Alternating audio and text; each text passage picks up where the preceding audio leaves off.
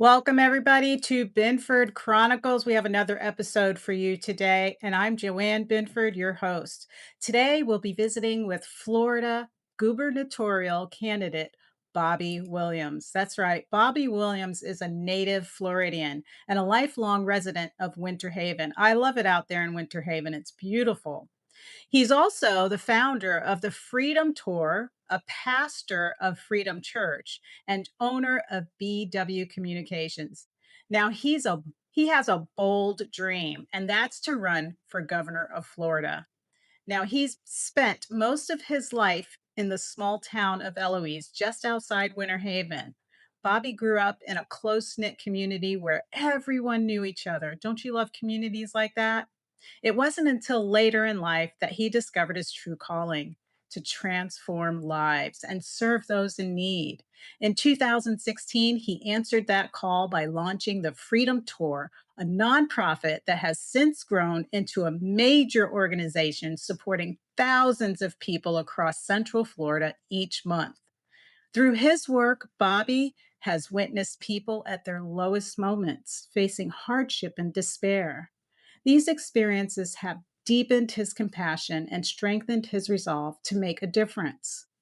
With a heart of service and firsthand knowledge of the struggles many Floridians face, he believes he can bring real understanding, leadership, and solutions to the state that we love so much. So let's dive into it with gubernatorial candidate for governor of Florida, Bobby Williams. We'll be right back after this message.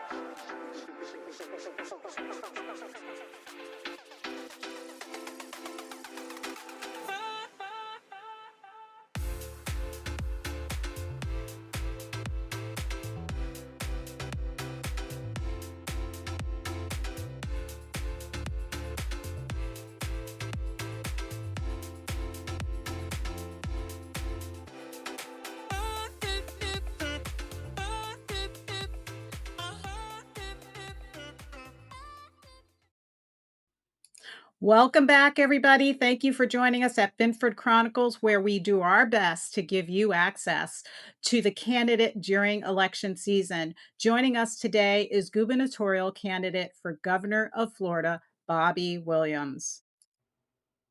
Welcome aboard, Bobby. Thank you for having me. Yes, thank you for joining us today. We really want to get you out there and let everybody know who you are. And you've been a long time Floridian.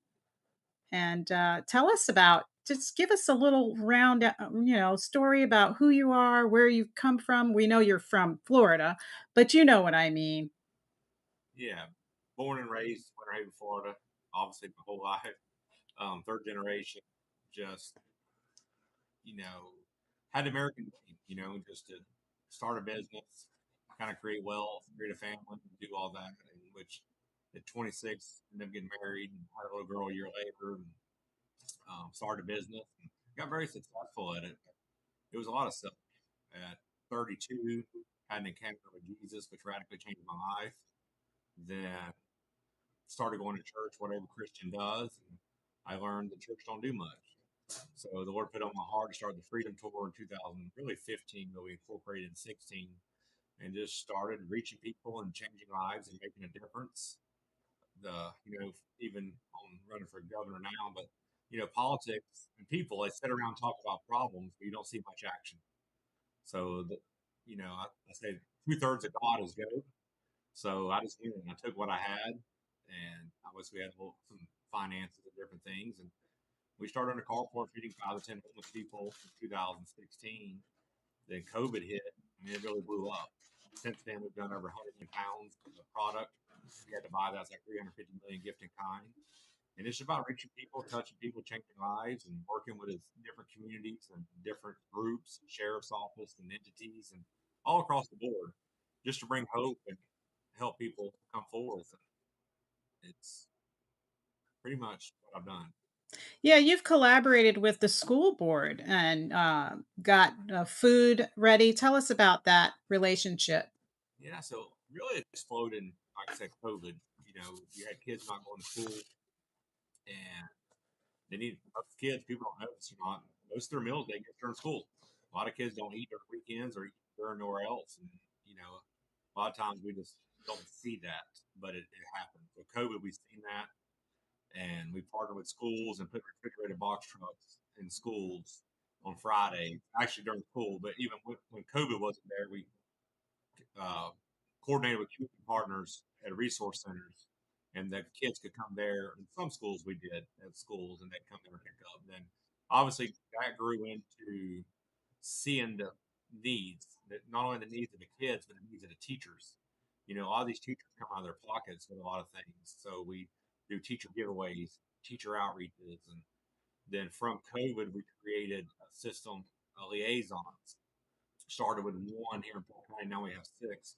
So the liaisons go to the principal and figure out what the needs are. So they come back to us and go, hey, any crayons, any paper, any snacks.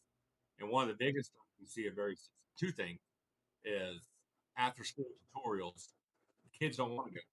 So now we provide snacks and toys and candy or sports drinks, and now the kids are showing up for doing tutorials and helping them out. Then another thing we launched this year at a local, it's kind of a poverty school, but initiative program. So every month for almost perfect attendance or close to that, we give them a party, some kind of gifts, prizes. So this last month, I partnered with a lot of different agencies, and one of them is Heroes for Hire.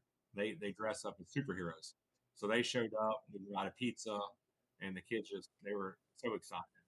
And it's really worked so much that I think it was 14%. Now it's at 48%. Wow, that's great. Yeah, That's really huge difference. great. Yeah, COVID was really hard on the kids at schools. I know I worked at a middle school during COVID, and I remember the guidance counselors were so concerned. They were like, "There's a lot of a lot of kids that come here, like you were saying, where they get their meals, and also they're going to be home alone because their parents are working, and they're kind of a lock key. We don't want them getting depressed, and we want to make sure that, they're getting all their needs. So our schools started having visits. They set up visits to go to try to reach some of those kids because that was a really important time for the kids because it was just dysfunctional, in their lives. They already had tough lives, and now their school, the place where they socialize, the place where they got a meal every day, or if they were in an abusive home, they got to get away from it for a while. Yeah. So it was a time that we were very concerned about some of those kids out there, the high risk kids. Yes, ma'am. So what we did too is we would take our trucks or refrigerated box trucks into the communities that we knew that were less privileged. I mean, I'm not a politically correct person. We call them the projects. I always call them that. Low income housing, different housing affordability, things change, but that's where we would go. So we always make a joke. We're more famous than an ice cream truck because we would show up with ice cream times, but everything we do is free. So sometimes it's toys, sometimes it's ice cream, sometimes it's candy, sometimes it's just food, and it's crazy to me.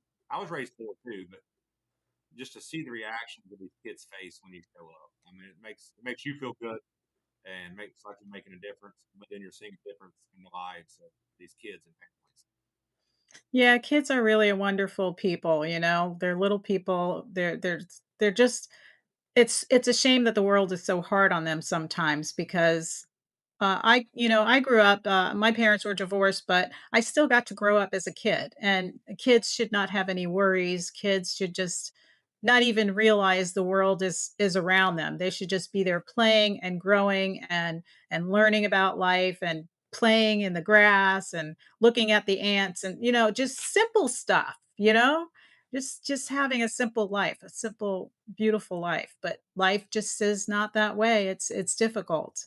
It's changed. It's changed from when we were kids, and Yeah. a lot of that's we got away from God centered a lot of stuff, and Uh, because I get that all the time. Is, the kids, parents should raise the kids, and they blame it on the parents, but the parents are so self focused and so selfish that they're not thinking about the kids.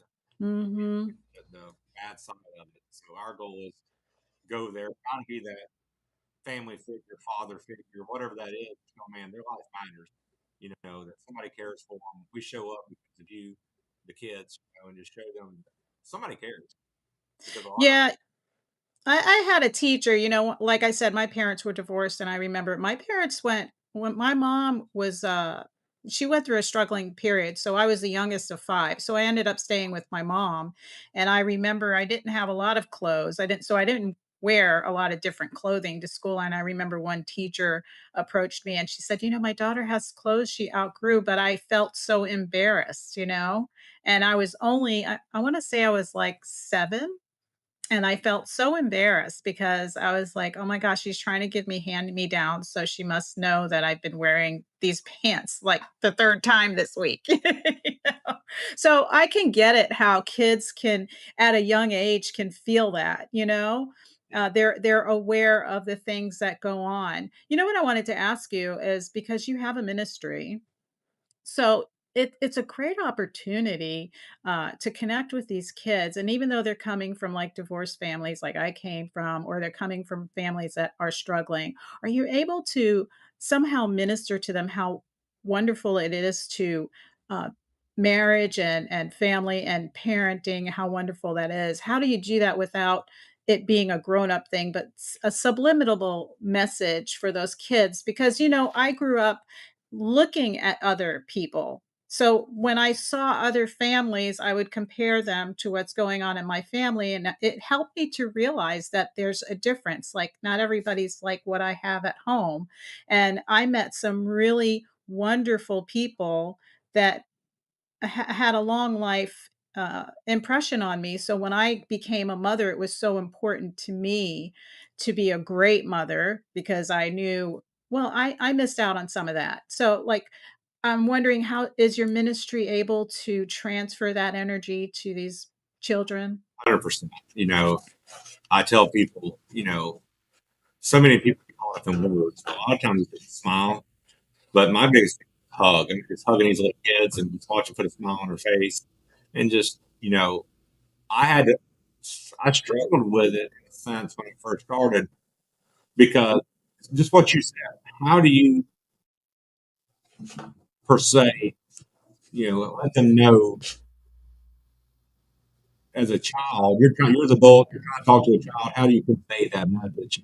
But I think we overlook that. I mean, if you, they're smarter than we think. I don't know. We just think in society, we like kids all, you can't talk to a grown up, but you'll be surprised. And now I look back at my life, you get back to your childhood, think 5 years old, 6 years old, 7 years old, what I thought, what I did. It's really just talking to them like they're adults. Mhm. So, but just make it simple, you know, hey, how you doing today? Hey, man, today's awesome. Today a great day, man. I'm just here to see you. I love seeing a smile on you. And what I do is I got little sayings. Like one of them is, hey, smile, you'll look a lot prettier. No, it's not like a Christmas tree, and just small things like that.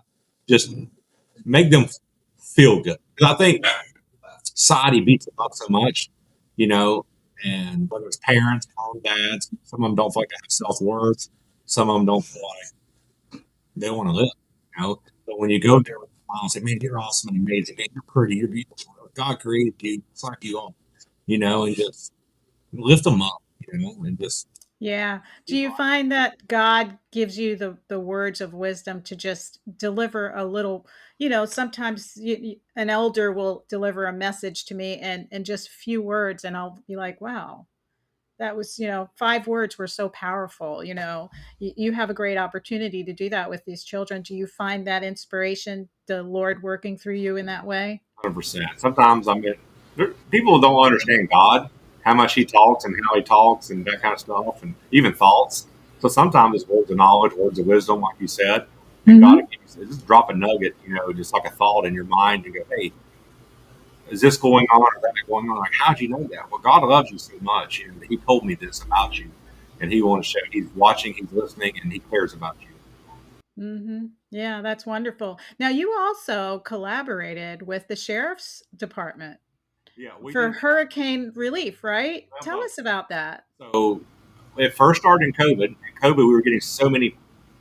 awesome boxes of food. And every year, our sheriff here, to me, people get mad at me because everybody got a greatest sheriff, but we got a greatest sheriff, greatest Jeff. And but he does turkey drives and giveaways. We partner with him doing turkey drives. Then it just kind of blew up from there on that partnership to where now we do outreaches, sometimes quarterly or monthly. We go into, you know, not the worst, but some rundown areas that really have crime and really need help, and just show up there. My job is I provide free stuff, and the sheriff, they got buggies and toys and airboats and that kind of stuff too. But it's kind of to help them, help us, both we work together. But the sheriff ain't so bad. These police officers, their fathers, their mothers, their grandmas, grandpas, their daughters, sons, and they're not here just to drag your mom and daddy away. They're here because they care and want the best for you. So we partnered them with COVID. Then actually through the sheriff and our radio, we partnered with a lot of sheriffs throughout the state. So we were getting Clorox 360, hand sanitizer wipes on semi-loads. So we were then shipping them to different counties and different sheriff's offices. Some of them showed up at our place. They would load up. Then from that, we developed partnerships and friendships. So Sheriff Sam St. John in Suwannee County, Live Oak, we partnered with him, and he knew we'd have resources and we always helped. So it was a pretty cool story. He called me the day the storm's coming in the next day. The state decided, hey, y'all need to shut down. You need to open up all your shelters. So you shut schools down, open shelters. Well, they did that. They didn't have food in the shelters. The schools, they were kind of looking at the hurricane and different things. I think maybe on a weekend or something, so they didn't have the food they needed. Wow. So this is like 10:30. The storm's coming in the next day. They already got people in shelters. So we literally loaded up the semi in like 2-3 hours, and we sent it to them. Within about 5 hours, he had a semi full of meats, sides, everything he needed to cook for hundreds of people. And we continue to do that. So every time a storm comes or whatever, especially him, well, I think they got the last 3 or 4 hurricanes, almost some kind of effect on them the last 3 or 4 years. So we really partner with them and send resources and try to help them the best we can. So you've got a lot of people that join in and come out, and you put the word out and say, hey, I need volunteers. We need this. And they just all come out. They come out of the woodwork for you. Yeah. People want to serve. And that's the deal. They miss. People want to go and serve. They just don't have the opportunities. And a lot of times the government and red tape, it keeps them out of it. Mm-hmm. But a lot of people want to serve. They want to come be a partner, want to help. So this is a nonprofit. So is this a nonprofit, a private nonprofit? Is it all, are you raising your money through the community? How are you raising your money? Well, the first 5 years it was out of my pocket. Then I hate to say it for me, but it was true. COVID was a blessing. People, obviously, it showed the need of food, people struggling. So it opened up the doors to a lot of ministries around us and people, and they seen what we were doing and willing to do. So we were working, I think 2020 to 2023 was pretty much 7 days a week, anywhere from 16, 20 hours a day. We were hustling and running. But what we do too, so the first thing is my personal money. Then obviously I pastor a church. So 100% of the tithes and offerings that go through the church go to Freedom Tour. So nothing stays in Freedom Church. Everything goes to Freedom Tour. So that's a pretty good chunk. Then United Way partnered with us. They're a big partner. Then Sheriff Judd gives Polk County Charities, and he helps us out a lot. Very good. Very good. So how's your ministry? How many members do you have in your ministry? It fluctuates anywhere from 100 to 250 somewhere. Depends. That's pretty good size. Yeah, people are finicky. Mm-hmm. Actually, I didn't shut down during my largest was COVID. We were about 350. I didn't shut down. I didn't shut doors. I said I'm going to be a man of faith, and we have the constitutional right to assembly, and we did that. So we had to cut down a lot of walls, tear down a lot of walls, and we had like pretty much people sitting on the floor in the hallways because they wanted to come to church. Yeah. The only person that's going to shut you down is the Lord, and he'll never shut you down for prayer. People, and I showed how desperate, hungry people were. We grew like crazy, and it got to where they were parking in the middle of the road, and it pretty much, some people got aggravated and frustrated because you couldn't park, and that's what happened after COVID left. people had other churches to go. It was fine, but I just wanted to show them I was standing on faith and had a place to come to and worship Mhm. and assemble. Mhm. Very good. I love that. I love that side of you. Now let's get to the political side of you now as governor. I want to first start by having you tell our viewers, because not everybody knows the responsibilities of a governor. So can you share that with some of our viewers that are not really sure? Because, we have DeSantis and he's just always, he's kind of like a Grady Judd. He's like, this is happening. This is happening. We're not having transgender in schools. We're not. So tell our viewers what your responsibilities are going to be as a governor. Well, my number one is stop development. We have to slow development down. It's way out of hand, and that's not getting coming out of the governor's office now. I don't know that it will. So we need a governor that's going to do that. We don't have the infrastructure. We don't have. Yeah. I mean, the roads. It, it, I can go on and I will. I mean, like we talk about mental stress now. That's kind of the forefront of everything. How much of that comes from the traffic, aggravation, and frustration of all these developments and traffic and piling these people in there? Then, since I've been here all my life, since I was a kid, we've had water restrictions. And how can we pump hundreds and thousands, if not millions, of people in here and keep them coming? Where are we going to get water from? Somewhere or enough's enough. I use this concept. When Disney's full, they can't safely put you in the park. They can't safely feed you, house you, security. They quit selling tickets.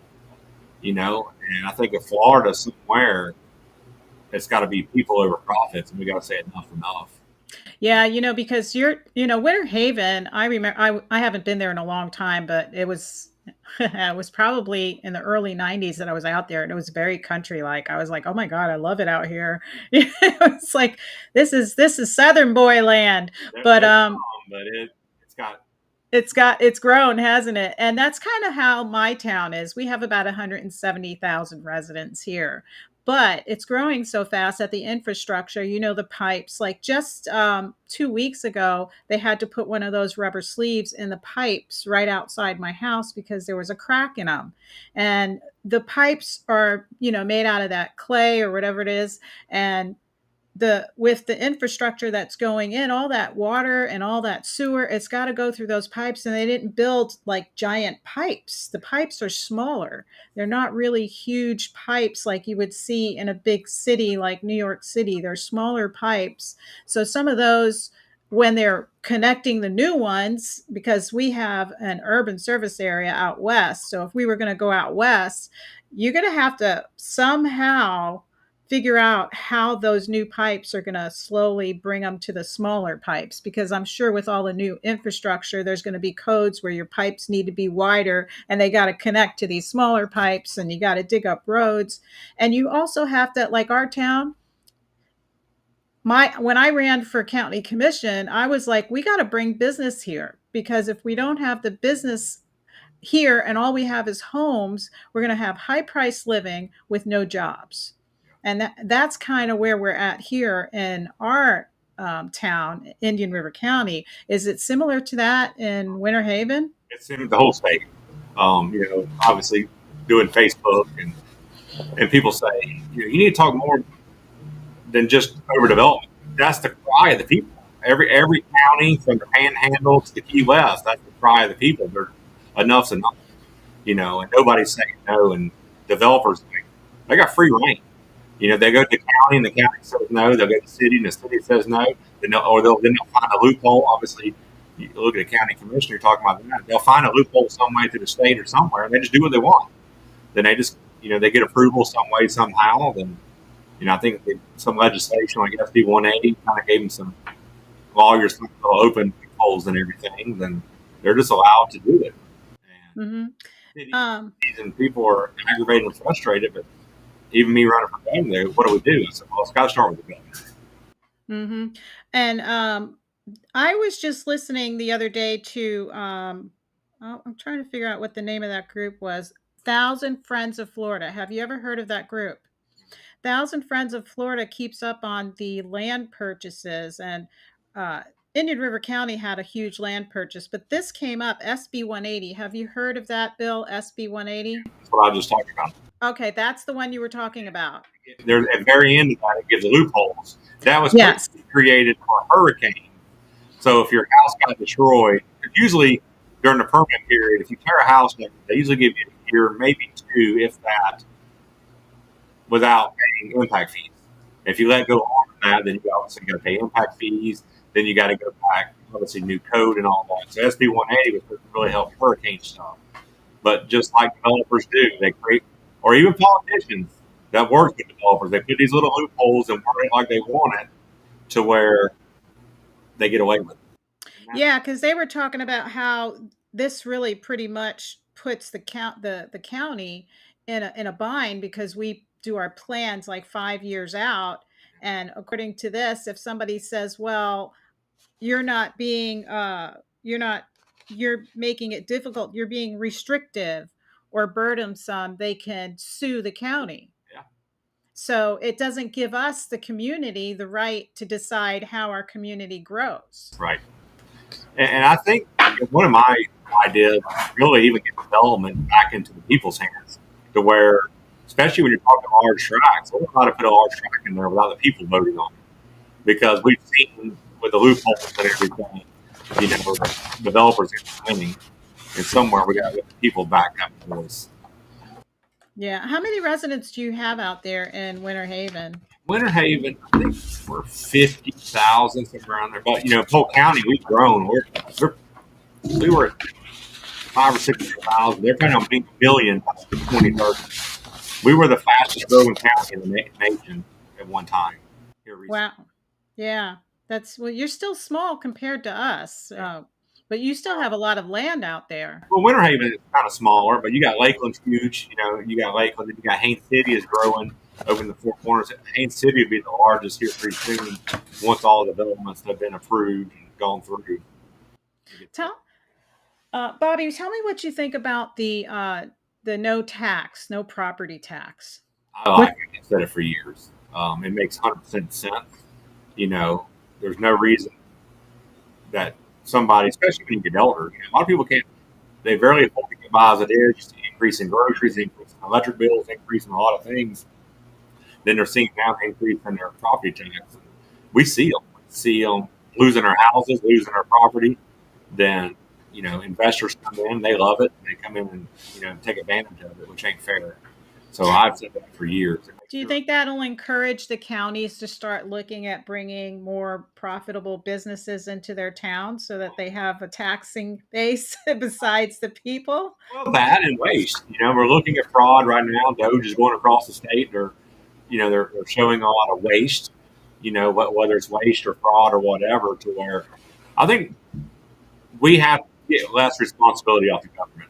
We the people have voted for years, and some of them not voted. It has happened to where we expect the government to do everything. Yeah. You know, We have a very entitled generation below us. yeah.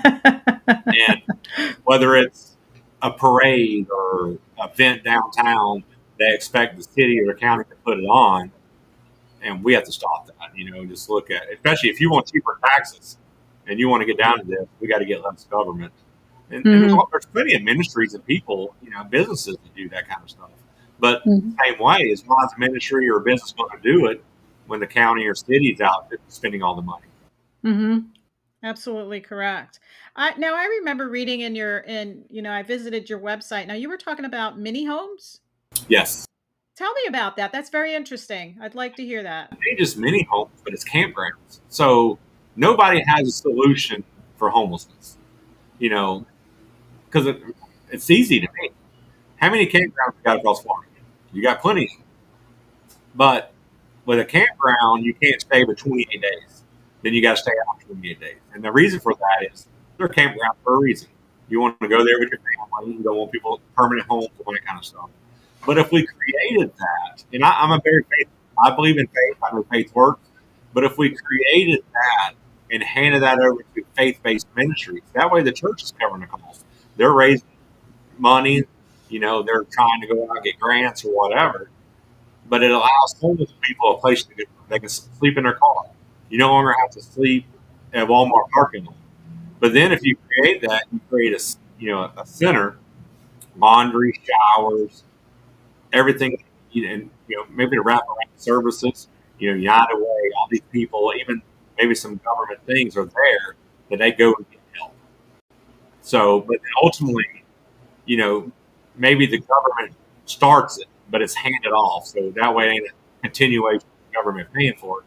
But Right, because whenever the government really gets something and hangs on to it, it just oh, gets worse. they ruined it. It becomes a place where they say they're funneling money to, but it's actually ending up somewhere else. I mean, It gets if it was going to where it needed to be, we wouldn't see cities like San Francisco and poop maps so right. that you don't go in the areas where there's feces. And that's where obviously it's got to be monitored better. But faith-based programs, they're already putting the effort in. They're putting the work in. They're willing to go out and do it every day. They got the volunteers. They got all that kind of stuff. So even if it's a grant, but then property is designated for a campground, so it's nice. It's got roads in it. You can put even an office in there for officer, sheriff's officer, whoever. They have an office in there. It can be cameraed, but then you can start with tiny homes. Depends on the money you have. If you have enough money for a tiny home, do it all. It's fine. But if you start out with 100 tiny homes, then you got some empty lots, and they can park. They got water there. That's where they can park their car. They can start with a tent, whatever that is. But it gives them somewhere to go. That gets them sleeping on the sidewalk, sleeping in their car, the public's parking lot, the Walmart parking lot. But it's a destination you can give them. Then obviously it's faith based because Mm-hmm. that's what's going to work and change obviously their life. Yeah. I also kind of wanted to ask you. Um, my mind just had so many things I wanted to ask you that they all just went like this. I'll tell you what I get But right of dance. So I get told all so, how do you feel about the open carry that we have now here in Florida? I like it, but it's like everything. You're going to have idiots, and I actually asked our sheriff. I talked with him and go, "Hey, what do you think about this?" And the problem is you're going to have idiots strap AK-47s on their back and walk up and down the streets, and we've seen that right off the bat. But you know, if people have enough sense, and most people do, you don't see that. People just want the right to protect themselves, and Mhm. I truly believe, you know, if people know you have a gun, and that's what the reason why Florida is so safe.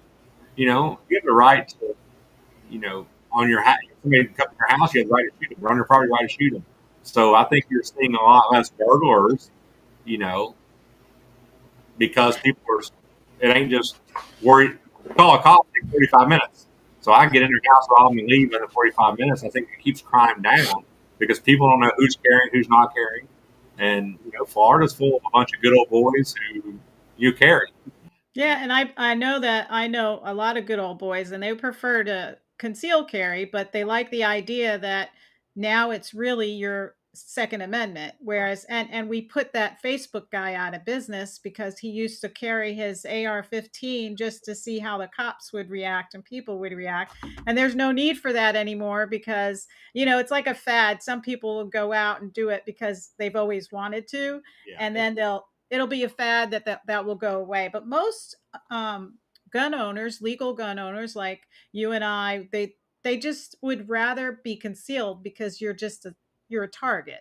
You're a If there's, target for well, that's right. somebody Yeah, you don't. who wants to Nobody, do harm. that's right. If you got a stick out there doing it, people are just going to shoot you first. Yeah, that's exactly. It's going to be like, When I you feel rob them, like, yeah, yeah, when I you rob feel them, evil today. I'm going to take out that person first so I can continue to be evil. you watch enough movies and they rob a bank. That's the first person they go to. They get a security guard. That's right. But it's always the guy who's standing in line, who's undercover, who has it. That I know Right. that really saves the whole day, right?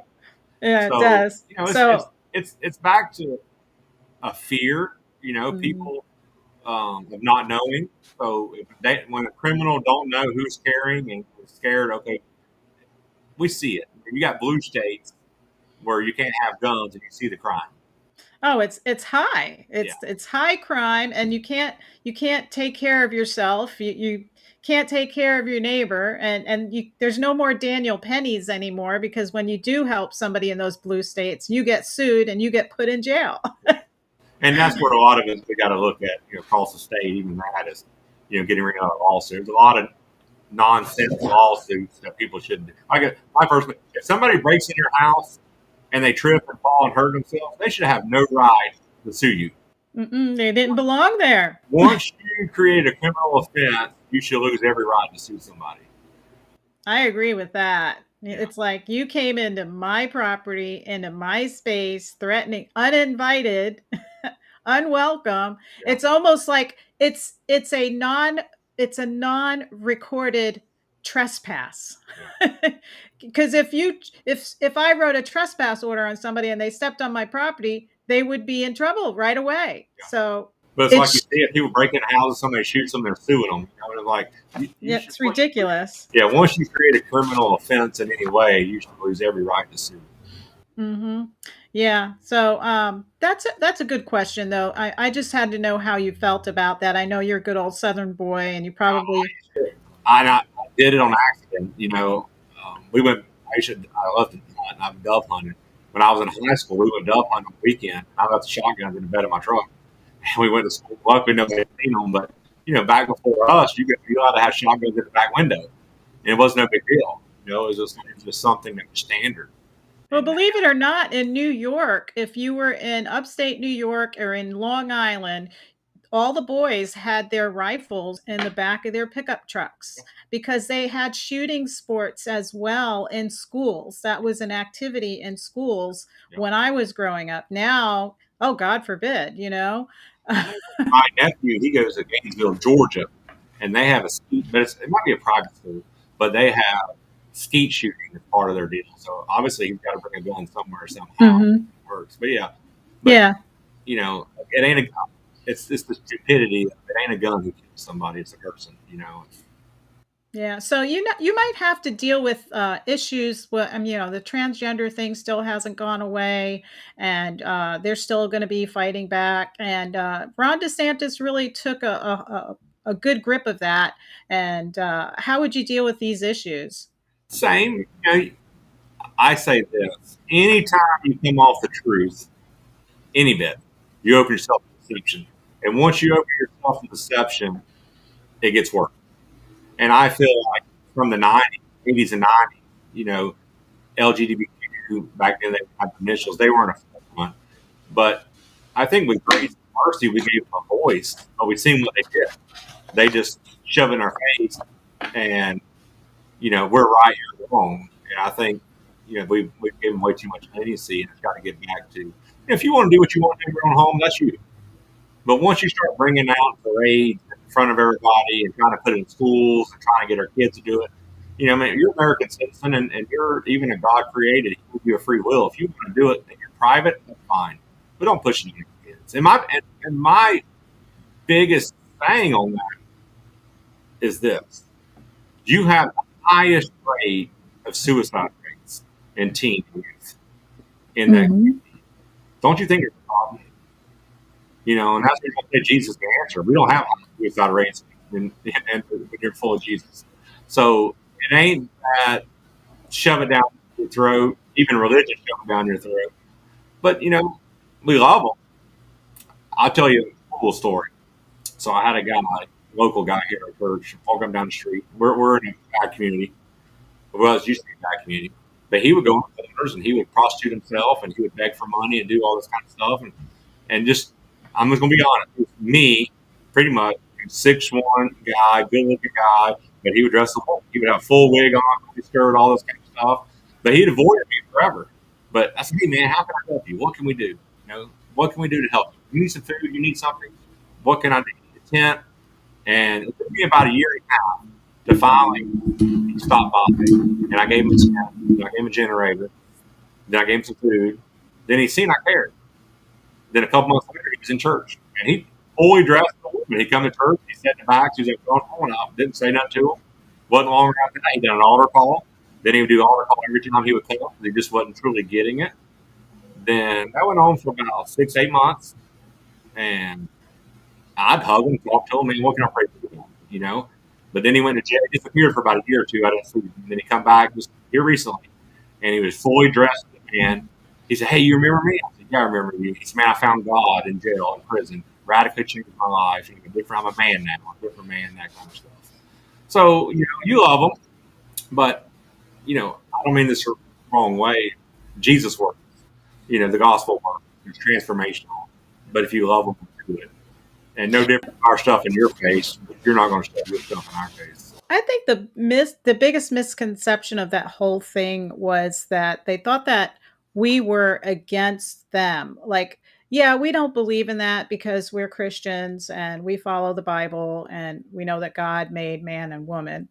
And we are compassionate to them because for me, they have some kind of imbalance or it's sad to think that a person doesn't love who they are because they are made in the image of God.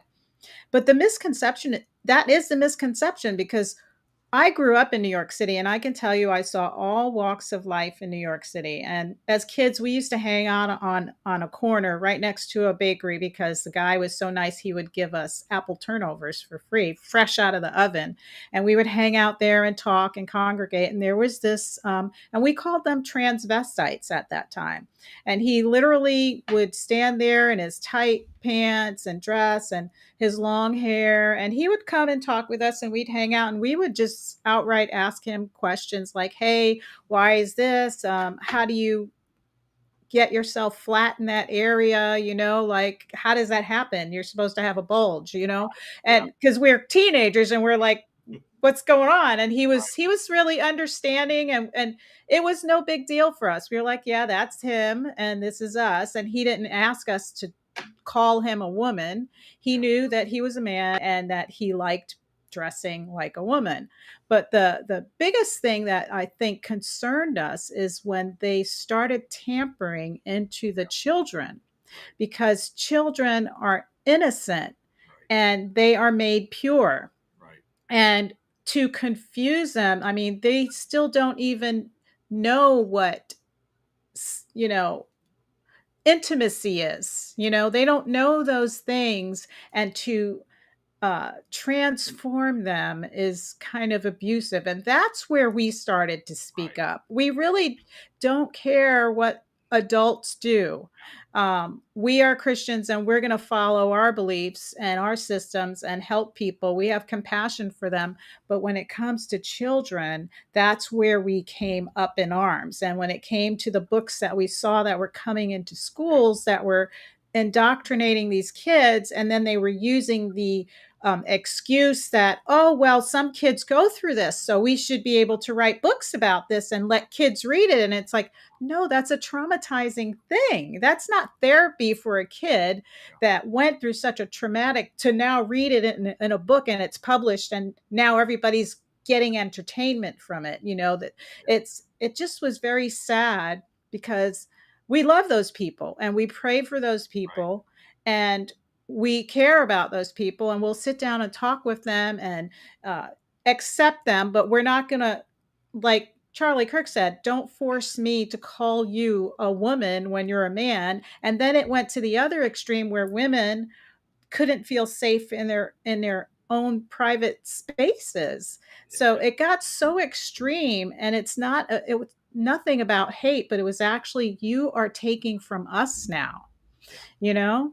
Well, it's funny you said that because obviously I was thinking Charlie Kirk. You said Charlie Kirk, but so the problem is even in schools we don't teach truth. That's what I love about Charlie Kirk. He was standing on truth, wasn't willing to Mhm. waver, whether getting assassinated or slapped or yelled at or humiliated. He wasn't willing to come off truth, and truth works. And that's where even in schools, these kids need to be taught truth. Because if you're never taught truth, you're taught all these lies, then you believe the lies. And that's back to where anytime you get off the truth, you open yourself to deception. And anytime we allow this little bit to come in, it happens. And I always think of the story, we're from the South Florida. You didn't have long hair or earrings. You'd end up getting bullied or beat up. And unfortunately, that's just society in the South was. And I think of the band Leonard Skinner. They used to go to all these truck stops when they were young in the band, and these truckers would beat them up, just because they had long hair. Just the society did it. And I think, like I said, we gradually got to a little mercy, a little grace, But the problem is, like you said, not only just want to do it in your private of your home, now you want to go in TV, then you want to go to the parades, then you want to go to our youth and our kids. And you get the old saying, you give them a little, they take a Mm. lot. Yeah, and then you want us to say the lie, and truth is love, you know? If I'm gonna feed you, you're obviously there's something that you need help with. You know, if I'm gonna call you something you're not and then pretend that we can all be somebody. You know, if my child decided that they wanted to be a cat, I'd put them outside for the night. There you go. You know, like, Here's some cat food. here's the cat food. You know, You you can want to go sleep in the outside kennel, for the night. get in the Like, kennel, cat food. yeah. When you gotta go to the bathroom, you go to that little sandbox over there, and let me know how that works out for you.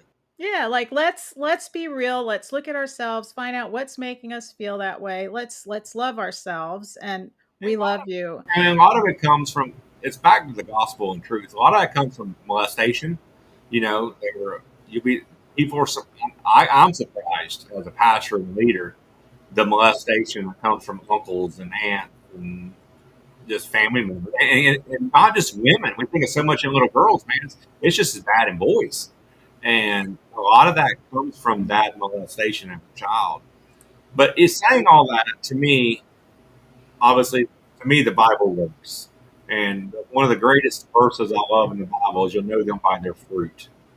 If you truly do Jesus and truly live out the gospel, not man made religion, the gospel, it transforming, it change your life, and it's a good life.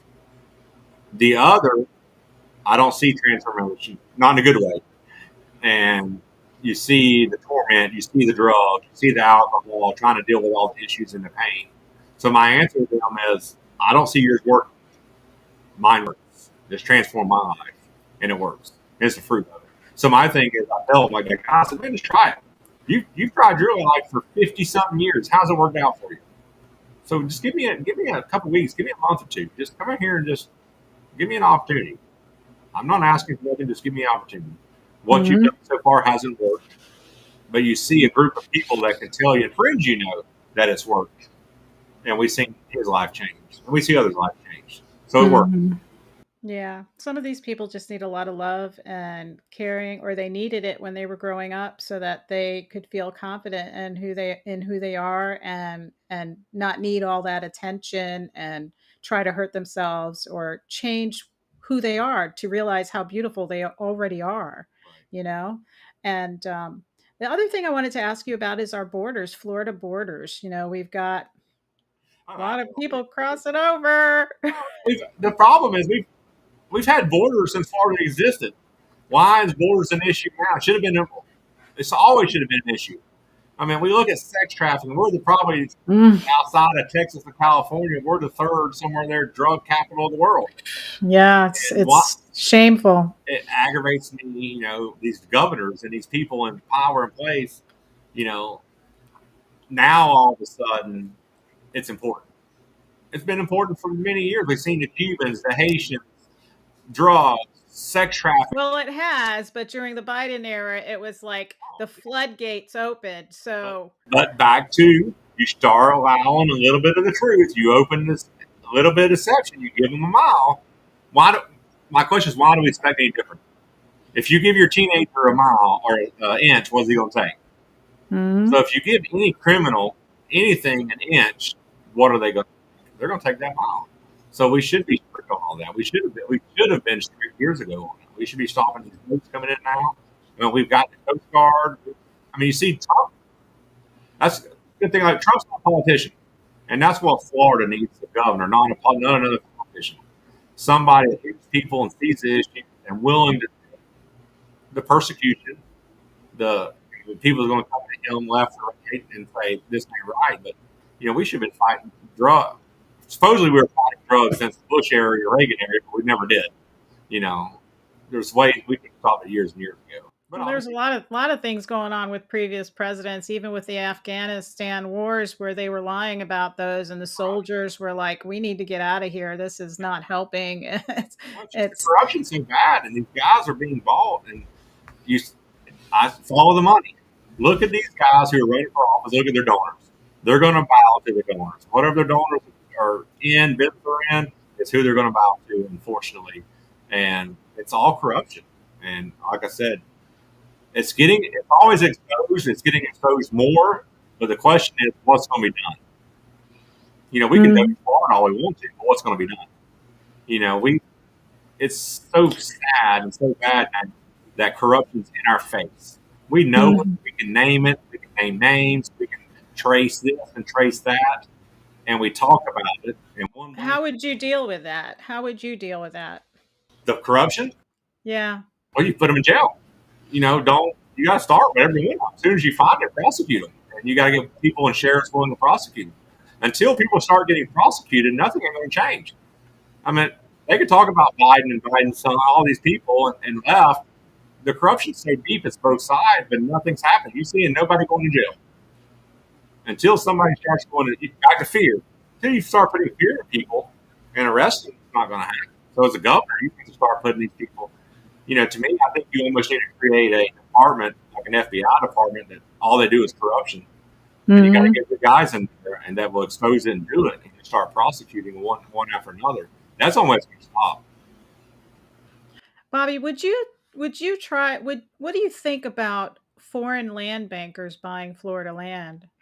You shouldn't. There's two things need to stop. One's foreign money bankers, and two, private equity firms. You got firms like it ain't BlackRock, it's Black.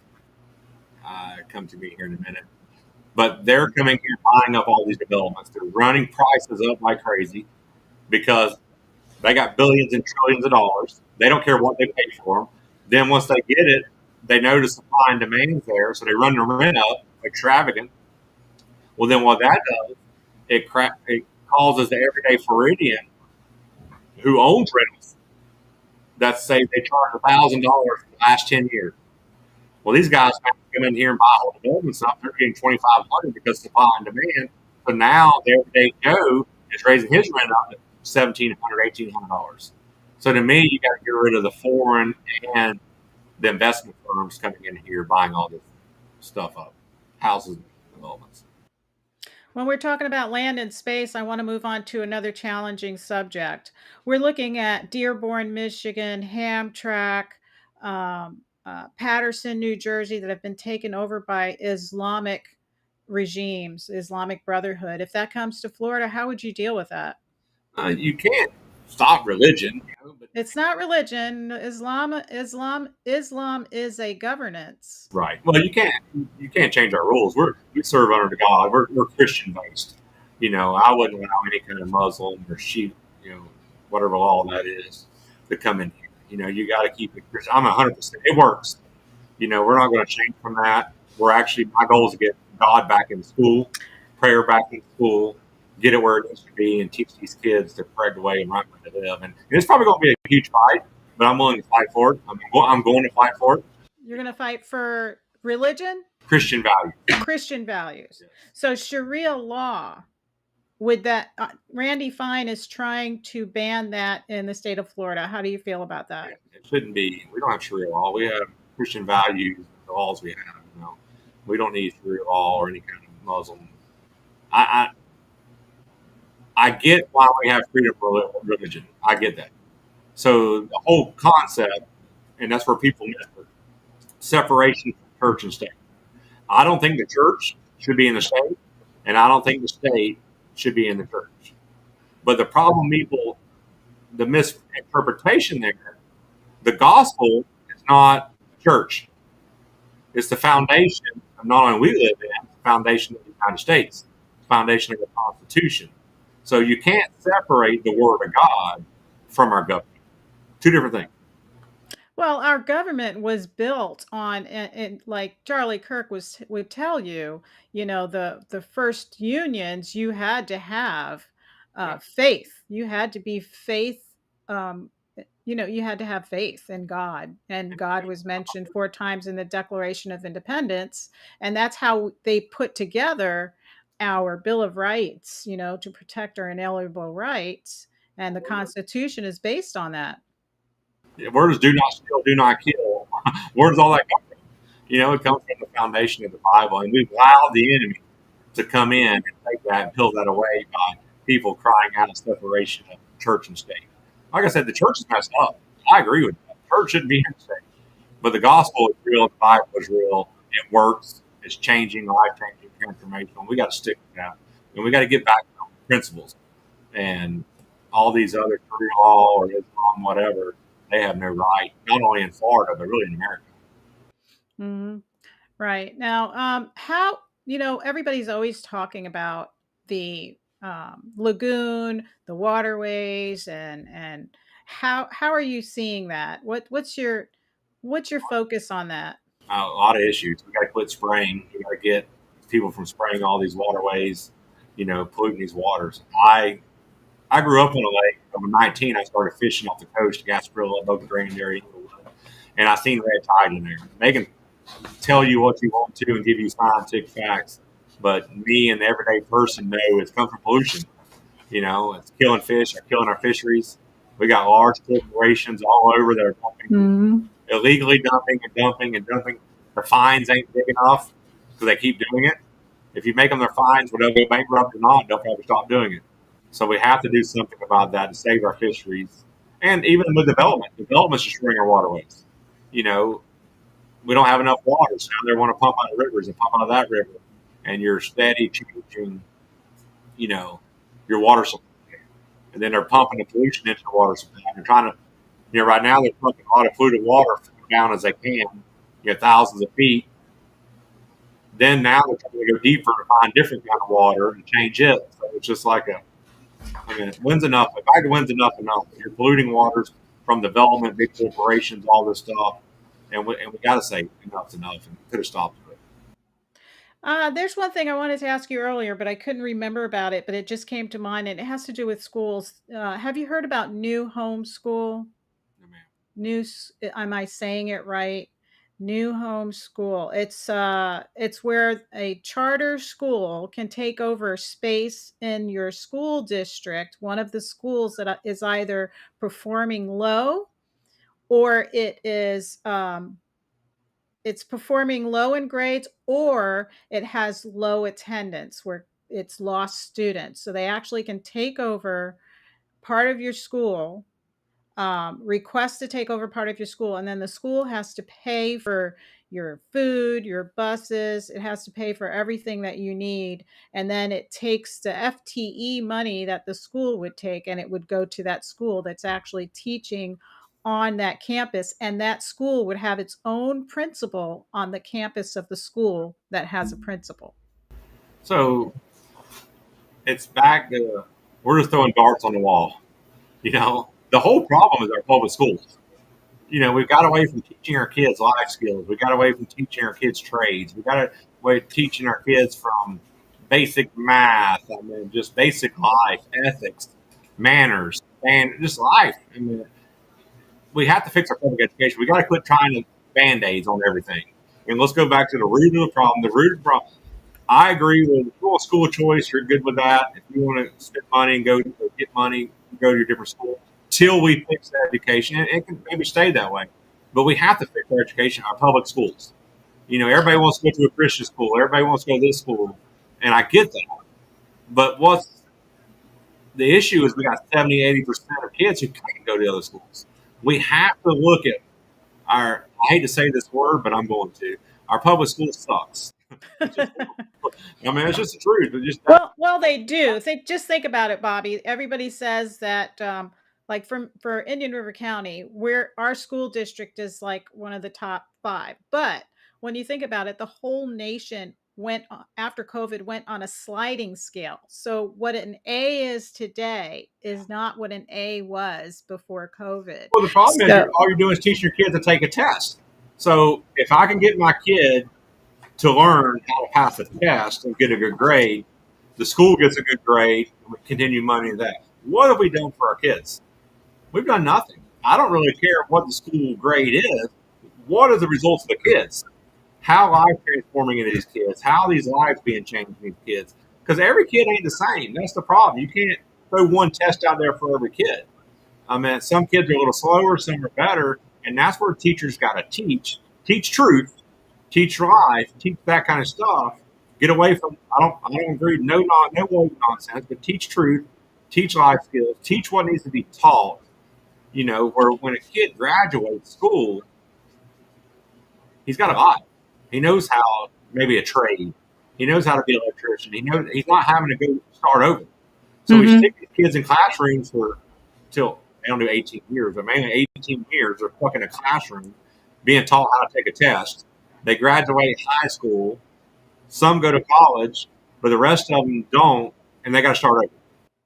Yeah, I think, the worst thing that they ever did was take out the shop classes and the tech classes because I grew up in New York City, Yeah. but when you went to middle school, that's when you got your shop classes. You got, like, cooking and sewing and drafting and typing, and I'm trying to remember some wood shop and printing press. Well, back then, of course, I'm old, Yeah. so we actually had the metal plates, printing press, and all that stuff, but I mean, whatever. So to me, every person should have to take one of them.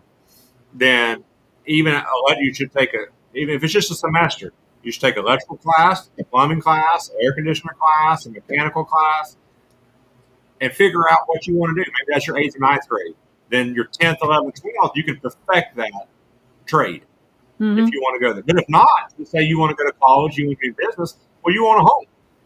You know how many homeowners don't know how to change an air filter, don't know what a breaker is, don't know what an outlet is, don't know how electricity works. I Yeah. turn a faucet on, it ain't working. We used to use a penny in the breaker box. Yeah, and That's people back have in the no idea. day. People have no idea to live, and what it does, it costs them money because now you're Yeah. calling an electrician, you're calling a plumber, and then you have the ability of getting ripped off because you have no idea what he done, how he done it, because Well, you have it no teaches knowledge. the kid to be self-sufficient. It teaches them the skill, and, all those, trades are really good skills. You're still gonna need plumbers, you're still gonna need roofers, you're still gonna need a lot of people, electricians. So those should be the tech schools that you go into high school, and then we should bring back the shop classes in the middle school because now the kids are taking these things, and then when they go to high school, they can decide, oh, well, I can do this from this shop class and advance to the next level in the high school tech class. And it teaches them a responsibility. It teaches them that they have a skill. And some kids will realize, hey, I want to be outdoors. I want to do air conditioning, or I don't like being behind a desk. It gives them an idea to get ready for for graduation. Like they did a study, oh man, time goes so fast. It might be 20 years that long. A study in my town for skilled labor to bring a certain type of workforce here, and it was so low. It is everywhere. And it's like that's terrible because you have to be able to attract businesses, manufacturing, things like that, so that you have skilled labor. Not everybody has a tech background or an IT background or, a secretary background. I've seen women become electricians and so we All got to right. have those options. Company. Start a company. You know what I'm saying? Women have electrical companies. There's so much that can be done. We've allowed society and the government to put college education in the forefront and most important. That came through Obama. And you see where it is. You got people who it's test, test, test, get a good grade, so you go to college, then you go through college, and what do you learn there just to have a degree? And we see now these And kids, to get broke. and you're broke. Because the interest rates are so high. Do you realize that college? I don't know how old your daughter is, but my daughter's. 5 grand. But I also did Florida prepaid when she was a baby. I did Florida prepaid, but my daughter took forensic psychology, and that type of degree you have to have a certain credited college. So she ended up in Colorado and got accepted in a private program. But the interest on her loan for her master's degree is almost 7%. Yeah. I'm like, how are they ever going to pay that off? It's a student loan. It should never be more than my house mortgage interest rate. The only thing is I paid my daughter, so she didn't have it. But yeah, so I did Florida prepaid when she was a child. Then she was going to a public school, and then she came home, wanted to go to a private school here, Florida Southern College, and it cost me about 25 grand, which I did alone.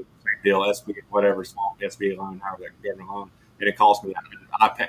My goal is to give her, she's 21, 22, she has no debt, Yeah, I wish my daughter didn't have any debt. and, here you go, and give her a platform, whatever she needed, and no debt. So I paid for everything until she moved out in 22, so now she's on her own. But she has no debt, and a lot of people don't have that. So Yeah, no people. Like I did everything I could for my daughter. Like we did the Florida prepaid and she went to UCF and then graduated from there and then ended up getting accepted at DU, went to DU, um, paid I paid for like her Pell grants and all that stuff while she was getting her AA and stuff. And then finally she was starting to pay it back.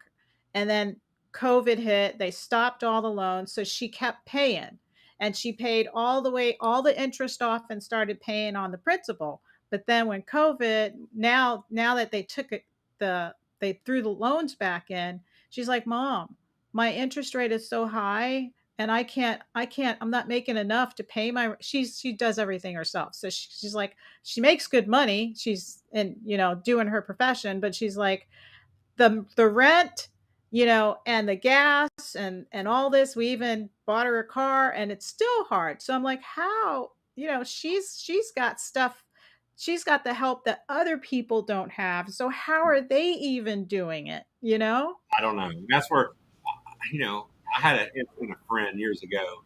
He worked for State Farm, and he had an opportunity to move up, and he went from like making 89,000, we going to make 250 grand. But he said you got to have a 4-year degree. And he said, "I'll tell you what, let me work at the normal thing for 6 months if I can do the job. Let me do it and do that." And he did. He lived. Now he makes what college, and that's where we got to get these businesses away from demanding college degrees, and that kind of stuff, and let somebody go in there and learn a skill and do it. And I don't know if it's a scam. Charlie Kirk called it a scam, right? A scam to where these big businesses and colleges and governments working together to make that. Well, why do the college loans have to be 7%, Yeah, 6%? It's like, why does it have to be this is your future of your nation. So why are you strapping it we're creating to debt? colleges and we're putting tax dollars into colleges. People should be able to go there really for free in some way, somehow. Yeah, and then the professors are double dipping because they're writing books and then they're saying you have to buy my book for this class. It's like, so the professors are making so much money, they're rich. Yeah. And it's like, you're supposed to be helping this other generation that's actually working hard to be somebody. They're not the generation that is entitled. They're the generation that's working Yeah. to be contributors to society, but instead we're strapping them. And then all the poor people are just living off of the system. And so I'm just so concerned about the younger people. I'm like, why can't we just, because the colleges receive state funding. Well, So why can't there be an agreement that says, okay, we're going to help fund you, but you can't have these interest rates. right. You need to negotiate with whoever's writing those loans at, 3%, 3.5%. And then of course the degree, you go from an AA degree, you pay this much. You go to your BA, you pay this much. You go to your master's, you pay this much. Well, I think And everybody has an opportunity. My daughter did that in dual enrollment, so she graduated. my daughter did too. So I didn't know about it. Nobody told me about it, but Yeah. it was only to a limited number of kids too, and that's not fair. It should be in every school. Everybody should have the opportunity to graduate with an AA. But that's what we're going to push college and do that kind of stuff. Yeah, that takes a lot of work. My daughter actually decided to do fewer dual enrollment classes, and this was her response. I want to have memories of being a teenager. Because they have to work so hard when they're at that point where they're actually taking dual enrollment classes. It's like work, work, work, work, work. My daughter, so she had opportunity. We had her. She went to public school. She went to private school, a little bit of public school, then back in private school. Then her high school, she wanted to go public school, and I allowed her. Then her last 2 years, you're going to dual enrollment, which goes to Polk State College. And she fought me. I want to have a high school experience. I want to have that. I said, you need to do this. So once she done it, she loved it because sometimes she didn't have to be at school like 9 to 1 class, 9 to 10:30. Then the next class wasn't until 1 o'clock. So she come home, hung out, then went back. So she really got the college experience left at 12 and the freedom. So she liked that a lot better. So Yeah. Dad's usually right. Well, that's great. Our kids are so important to us, and and everybody's kids are important to us, and they need to have that future for them. We need to leave a country for them. And the state of Florida is one of the best states to live in. And whoever takes over to be governor, they really need to fight for Florida, because Florida is now getting a lot of traffic from these states that have failed. Yeah. And when you live in a state like that all your life, even if you have a Republican or conservative way of thinking, you're still there's things in a red state like this that you're going to be like, wow, why are you doing that? They're so used to living in a blue state and having the entitlements that a blue state tries to give them, that here you're more independent. We don't have that many programs. I remember I met a lady that moved even from Miami to my small little town. She's like, I can't believe I have to cut that tree. It's right there in the ditch. That should be the county's. And I'm like, no, that's really your property. It's sort of the county if they have to dig it out, but it's an extension of your property. So you have to cut that You tree got to down. mow it. You got to keep it up. You got. Yeah. She's like, well, in Miami, they did this. And I says, well, you kind of moved here because you liked it, right? It's not Miami. Well, that's what I tell people too is, our governor right now and other constituents are welcoming all these New Yorkers to come here. And the reason they're coming here is because we are a great state. But the reason why they're coming here is they reap what they've sowed for so many years. And Mm-hmm. they're coming here they haven't changed nothing. They haven't changed the way they live. They haven't changed the thought process. They haven't changed the way they vote. And ultimately, with that big influence people, it could affect Florida. It really could, because when they come down here, they don't realize all the natural laws restrictions we have to protect, the natural resources that we have here. I was talking to somebody from up north. I don't know if it was New York or Pennsylvania, but to build a concrete slab on their property, and because they had a ditch that went into the lake, there was all these restrictions and permits that they had to get, and they had to meet certain like slabs depth or whatever, and they were like, and when I built something in the back of my house in New York, it didn't, they're just taking money out of my pocket here. And I'm like, yeah, some of that is true, but the other part is that you're living in a place where there's lagoons and fish, and it's more natural here than it is in the concrete city you came from. Yeah. And we you have our know values. We have our rights, and we want to stand on them. And back to godly values, they've allowed so much deception to happen in these other states. And you see the fruit of it. You have hmm to get away from the truth. Yeah. So I'm trying to think of other things that I can ask you. The Florida is a pretty tough place right now when it comes to all these people coming here, because there's a lot of division. I don't know if you've run into it knocking on doors where you might come across a person from up north or a Democrat, and they say you're a Republican, and then they try to ask you a question. I know when I knocked on doors, they were like, what's abortion? you know, what do you say about that? And they just would get angry and close the door, some Yeah. of them. Well, So it's we have it's coming always here. love. It's issue love, and my answer, hey man, you got a right to vote for who you want to. Mhm. This is who I am. I'm going to run on truth. I'm going to stand on truth. I'm not going to get bought. I'm not in it for the wrong reasons. I'm in it for the total right reasons. I'm in it for the people of Florida, to keep Florida Florida and make Florida better. We're going in the right direction in a lot of things. We've got to continue them. And there's some things we're not doing, which we've talked about: public education and overdevelopment, resources, waterways, for all that kind of stuff we got to do. And that's what I'm willing to on. And if you don't like that and you don't want it, and some people, no matter what you do, I can write them a check, but you give people $1 million and still be happy. Mhm. They're stuck in their ways, they're stuck in their thoughts, and I'm good with that. And I've learned that along the way, especially with Christianity. There's some people, man, can I pray for you? Get away from me. Don't talk to me about it. And I go, okay, yes, sir, yes, ma'am. And I walk away, But my job is I'm giving you an opportunity to have a candidate that's going to be for Florida, that's going to do the Mhm. right thing, not just say them. And back to fruit, for the last 10 years, I've provided Florida with great resources, time, effort, treasurers, everything for free. We don't charge or get grants, big stuff, that kind of stuff. We got an Yeah. ARC fund during after COVID. We didn't get it before. We didn't get till after. We didn't know we was getting it, but we did it anyhow. But it helped us after the fact. But we do it because people need help, need hope. So that's what I told you. I'm just giving you an opportunity. You either like me or don't matter to me. Yeah, we need options. We always need options, and I think it's great when we have grassroots candidates running in because they're not, you know, they're they're not bought out by the establishment. I think the longer people are in, I would love to see term limits because some people say, well, if they're good at what they do, that, then we'll be losing a good Republican. But the way I see it is, well, it's always going to be that way because nobody's going to want to run against the establishment. And It's establishment rules, and I'm running that now.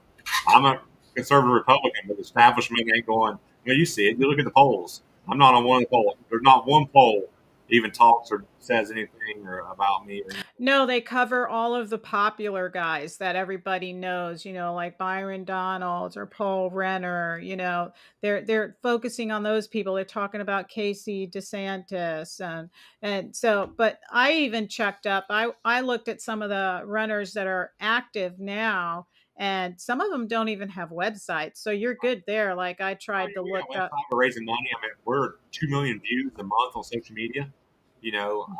We started at 4,000 viewers. I think we're now 24,000 on Facebook and growing.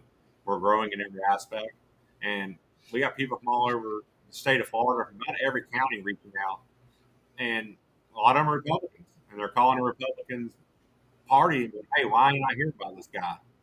And they don't Yeah, get. I think the best thing you can do is to be really easily accessible so you can get on more podcasts and get on.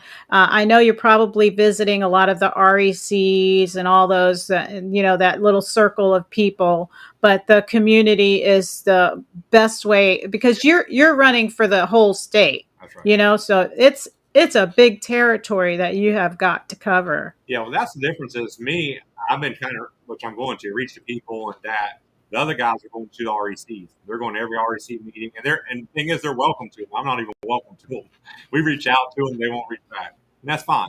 But we're not here for the Republican Party. We're here for the people of Florida. Yeah, exactly. And that's why I started doing the podcast because I wanted to reach out to the community. I felt like the community, I know that the Republican Party plays a role and does stuff, but a lot of times they're in that circle of the Republican Party. And the only time you really see them is when they're knocking on doors and they're trying to get you to get out the vote thing. But and the rest of the time, the community is not really involved. Like, right now, I would love to see the Republican Party doing podcasts and pulling in community members and talking with the community members about topics that really, concern them and what they want to see in a candidate and uh, some way to reach the community because the community is hard to reach, you know? The problem Uh, is their head's too big right now. They got yeah. they got the Democrats are so far left. They really don't feel like having options if they're coming over. Then you have all the people of the Trump, the MAGA, that are red because of Trump, but it's not really because of the Republican Party. So the Republican Party thinks it's them, so they kind of got a big head right now. I think they're missing it. Yeah, yeah. So I really appreciate that you're running because it's not an easy task to run. It's exhausting, and I'm glad that your wife has your back because otherwise she might kick you to the curb. She's threatened many times, even through ministry. So I feel like the Lord set me up for this through ministry. Just long hours, talk. Even when whether it's politics or ministry, people talk bad about you. They try to find something wrong with you. They try to dig just because you're making them feel guilty because you're living the right life, and so you know. So when people Why? say, you understand in politics, people are going to lie about you. They're going to call you this and that. I'm like, have you ever been part of a church? Have you ever been part of a ministry? I think they're just as bad, if not worse. Well, there's gossip everywhere you go.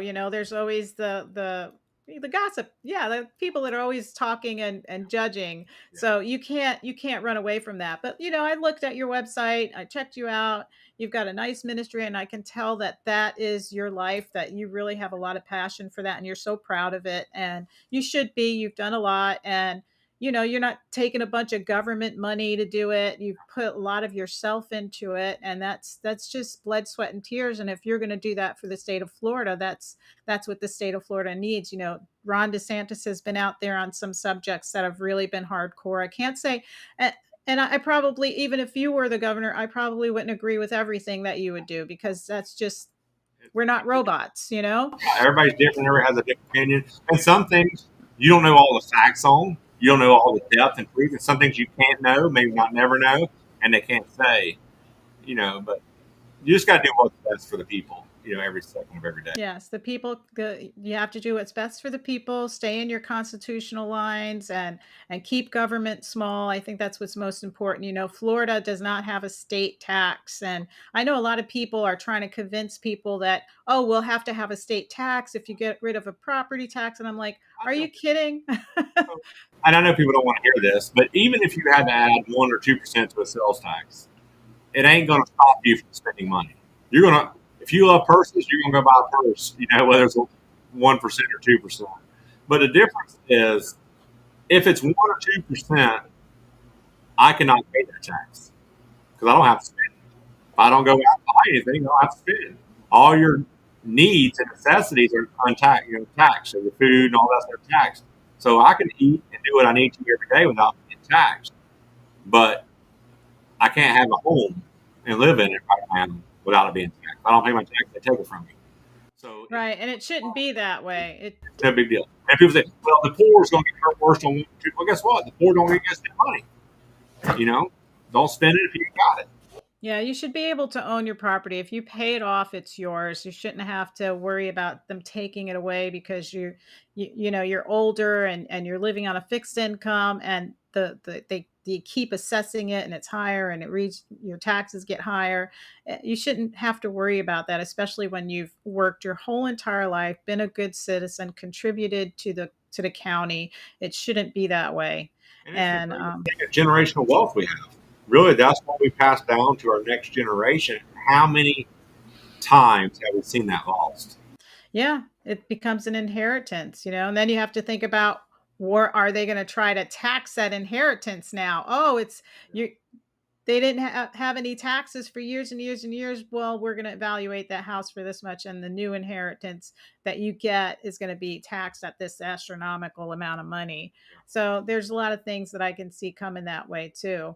But you got to cross that bridge when you get to it. But I do hope to see the tax go away. I really do. I've said that for many, many years. The funny thing is, I had a conversation with some Republicans earlier in the year, like January, February, and they said, "What's your platform?" I said, "One of them is I want to get rid of property tax." They laughed at me and said that never happened. 3, 4 months later, DeSantis comes up with the idea.